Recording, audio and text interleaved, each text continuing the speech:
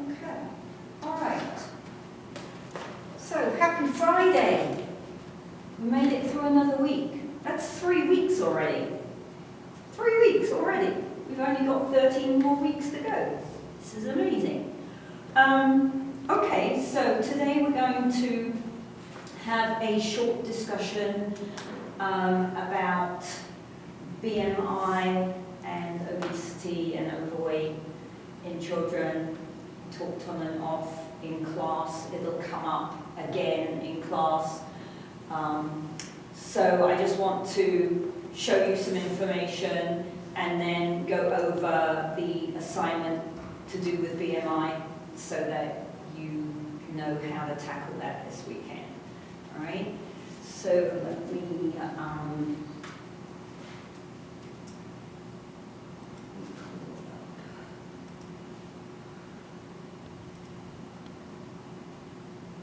So on Blackboard, there are some documents to help you, but I've also got the link there, and in the back of your textbook, on page 370 and 371, they've got some BMI by age charts here, so you're going to use those charts and then double check yourself after you've used the charts.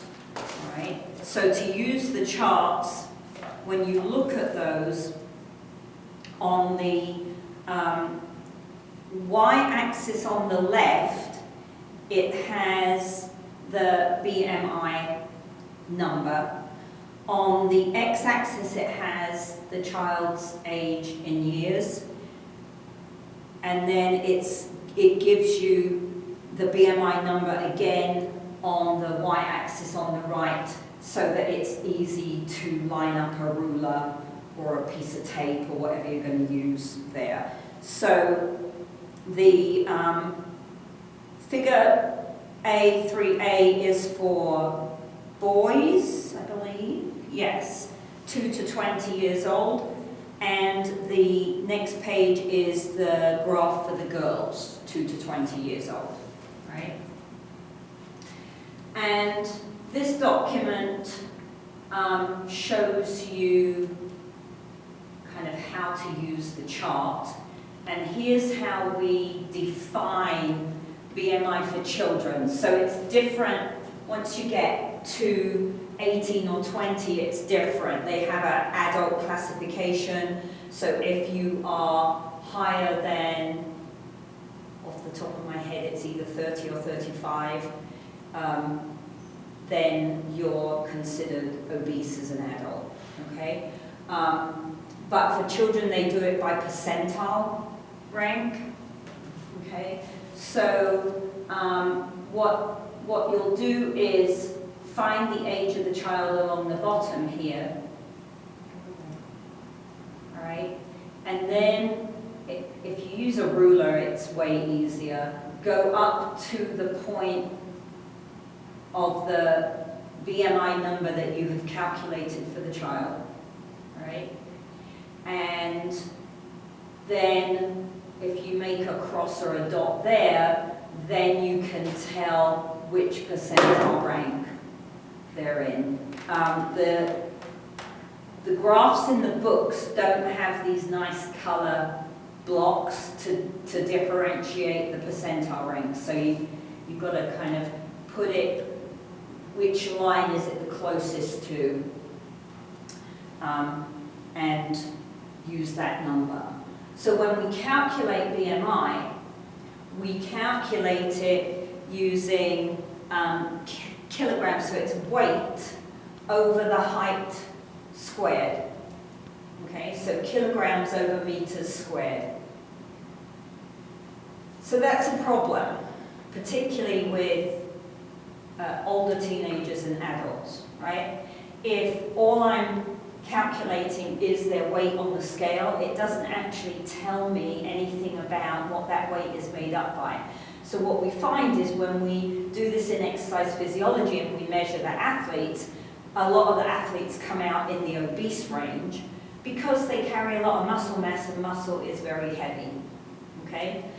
So when you're using BMI with children, you always have to eyeball the child at the same time, all right? Don't take the BMI reference here as they're definitely overweight or obese or underweight, right? Eyeball the child as well, and think about, you know, what are their parents like?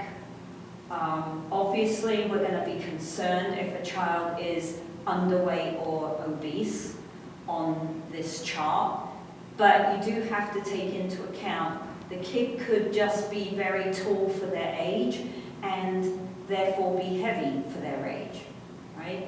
If they've got parents who are both basketball players, then they're likely to be way taller than average for their age. Okay? So there's things like that that you need to take into account. BMI is useful to highlight a possible problem.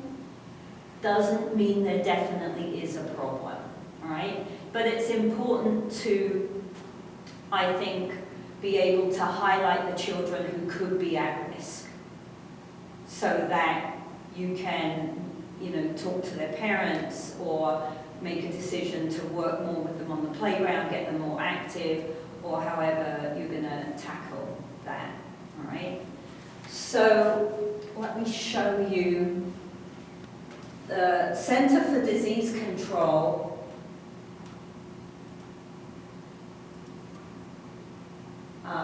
is just an amazing site for information. And they typically keep the information very easy to read, even though it's scientifically based. They don't kind of drown you with scientific jargon. So they make it a very usable site. It's a great resource. Let's go here first.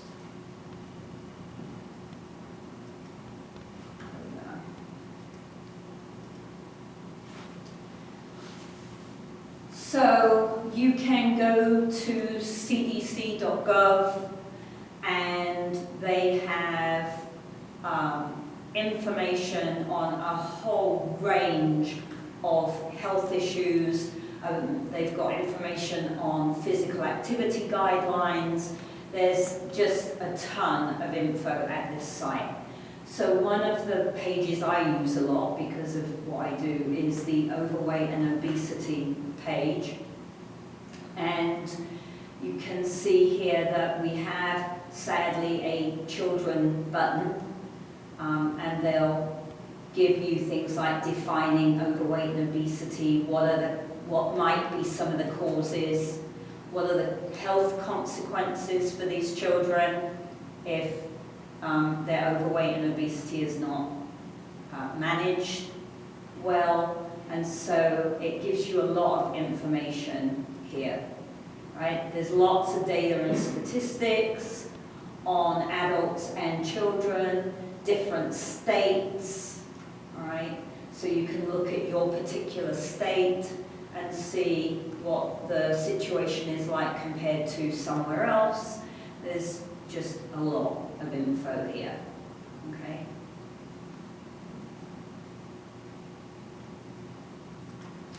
All right, now, if you click on the link in the document, or if you follow a couple of the links on that CDC page I just showed you, you will get to this page. Okay. And here they tell you how BMI is calculated, what the trends are, how do I interpret it for children. And they also they have the charts and they also do a calculator, okay? So when you are doing, and there's also information on how to measure children accurately, right? Because if the measures are skewed, then the BMI will be skewed, okay? So, again, so this is where I've got the information that's on that document, okay? If they are less than the 5th percentile, they are considered underweight. And underweight for children is a big problem, because if they are underweight and their brain is still developing, then their brain is not going to develop the way it should be, all right? And some organ systems may not develop the way they should be because they're not getting enough nutrition to put them at a normal or healthy weight, okay? So healthy weight is the 5th percentile to the 85th percentile. Overweight is the 85th to the 94th percentile. And then obese for children is 95th and above. Okay? So we want to be able to identify the children who are not at a healthy weight. Then we want to eyeball them and make some decisions about, you know, are they just tall? Are they very active, so they've got a bit more muscle than is typical at that age, right? Why am I, or are they really overweight or obese or underweight? Okay? It's really a sad situation that we have to be doing this with this population, right? I mean, these children should not be undernourished or overnourished, right? That's just not, well actually, just because they're obese doesn't mean that they're nourished well. Might mean that they're eating a load of junk, right? So they could still be undernourished.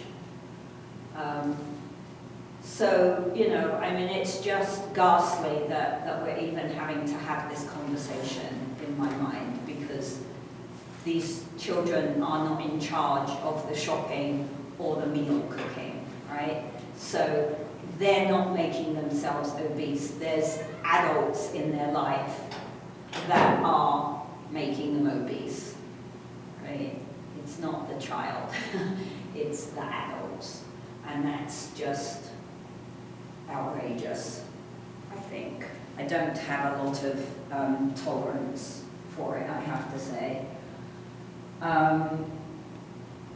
So, what else? What else? What else?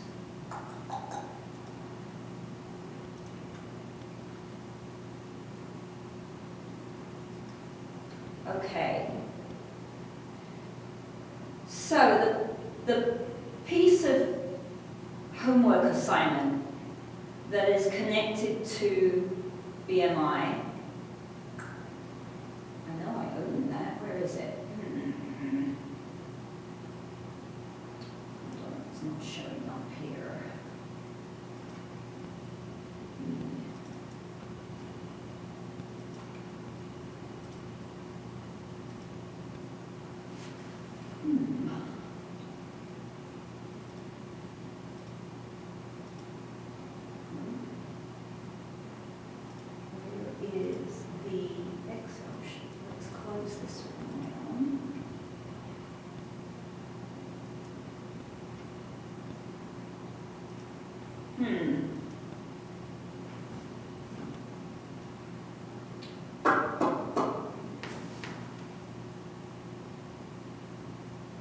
Okay, I have it open down here. Why can I not find it?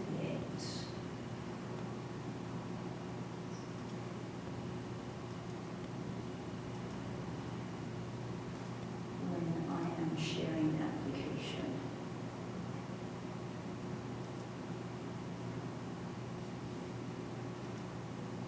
There it is. Now it pops up. Okay. Can you see that? Yes. All right. So, in the BMI folder, right, is that information from the CDC and the link to the CDC. In the back of your book, you've got the charts, and there are copies of the charts in the folder from the previous edition of the textbook. I have to say, the new edition, they have the charts colored in a much more user-friendly manner. So I would not use the charts that are on Blackboard. I would use the ones in your book. They're much, much nicer. And here we have some, sadly, quite old data now, but it doesn't matter. It'll do the job for you. And what we have is the children, whether they're male or female, so you know which graph to use, their height and their weight, so you're going to calculate their BMI, okay? And then you're going to identify from the graph which percentile they're sitting at, and then you're going to classify them as healthy, underweight, overweight, or obese. So it's very simple, right? Real simple. Once you've done your calculation and your percentile rank, then if you want to, you could go to the CDC calculator and see whether or not you have worked it out correctly. But I would really recommend that you don't use the calculator straight off, that you try to do this yourself first so that you get a good feel for how to manipulate the data. All right?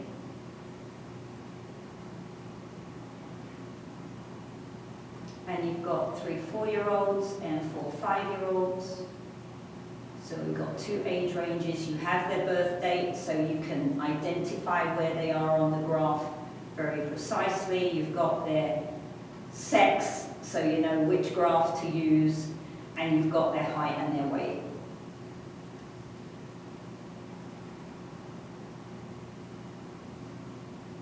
Okay. So we go back here. What I wanted was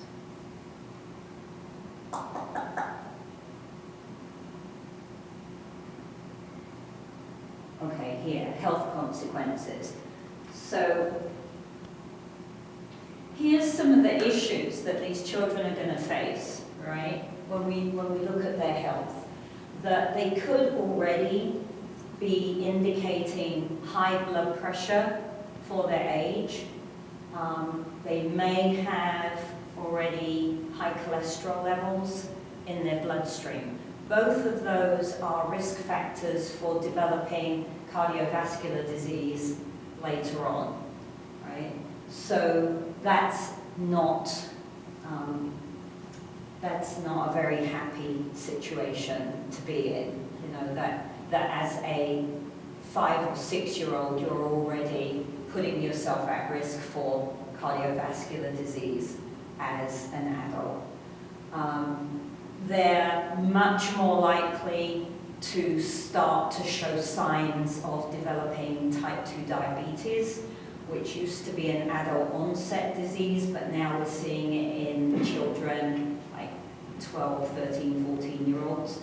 So they're more at risk for developing asthma, depending on their age, possibly not so much with the toddlers and preschoolers because they're very egocentric at that age, but first, second grade, third grade and higher, these children will quite often develop low self-esteem, and that can impact all kinds of domains. So it can impact their social domain, it can impact their health and their mental health as well as their physical health.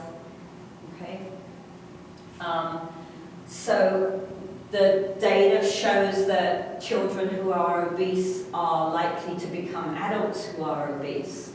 And part of that link occurs because of our fundamental motor skills. All right? It's much, much harder for a 4-year-old or a 5-year-old who is obese to be competent on our fundamental motor skill chart, right? And remember that if they're not reaching competency, then they're unlikely to develop further movement skills and strategies for staying physically active as they get older, right? So what happens is they're not very good at their motor skills, but when they start to recognize they're not very good at their motor skills, then they opt out of doing motor skills, because doing something you're not very good at isn't much fun, right?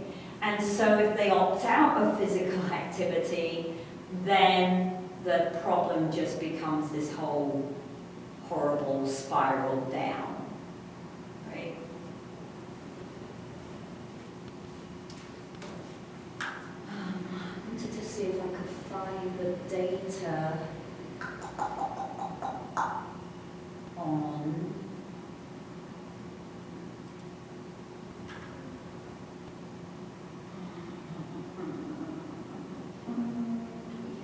data on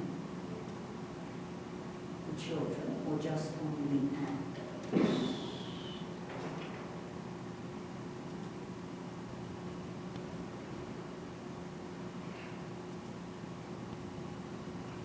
Ooh, stop now. Okay. This is adults. Okay, I don't know. I can't put my finger on the children's obesity weight status topic.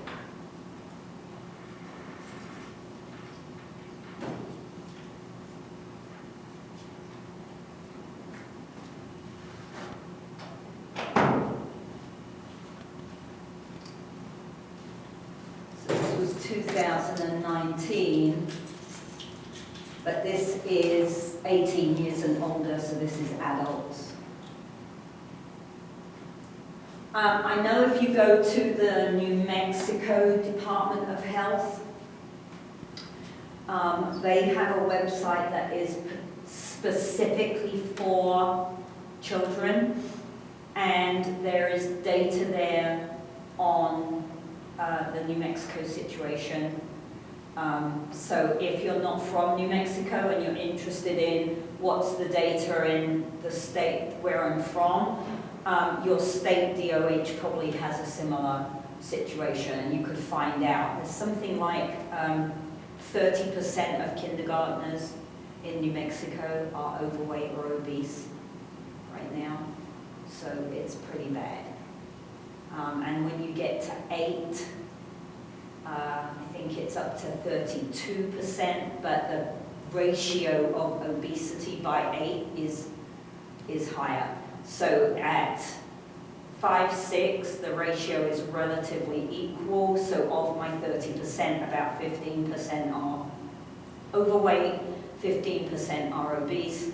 By the time we get to 8, that ratio has switched, and I can't remember the numbers off the top of my head, but there's less overweight children and more obese children.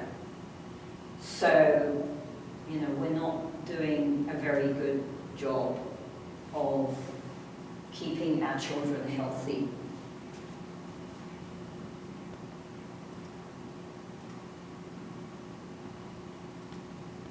Okay, so questions, comments, concerns, etc.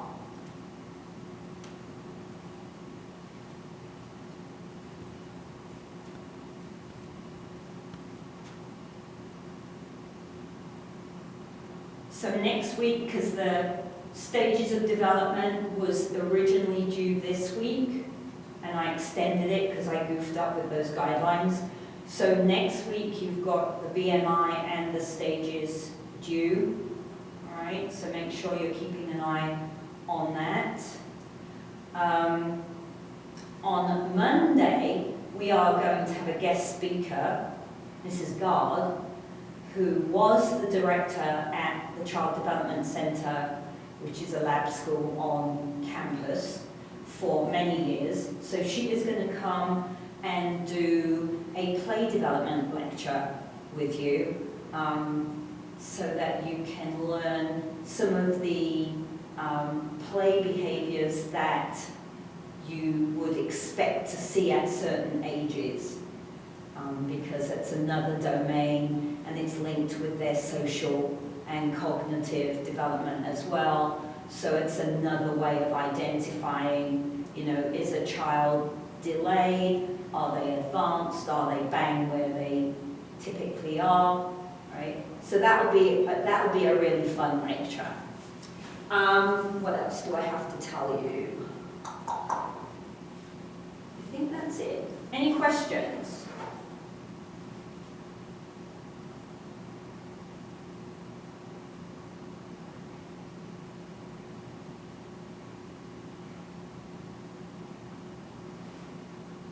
Nope.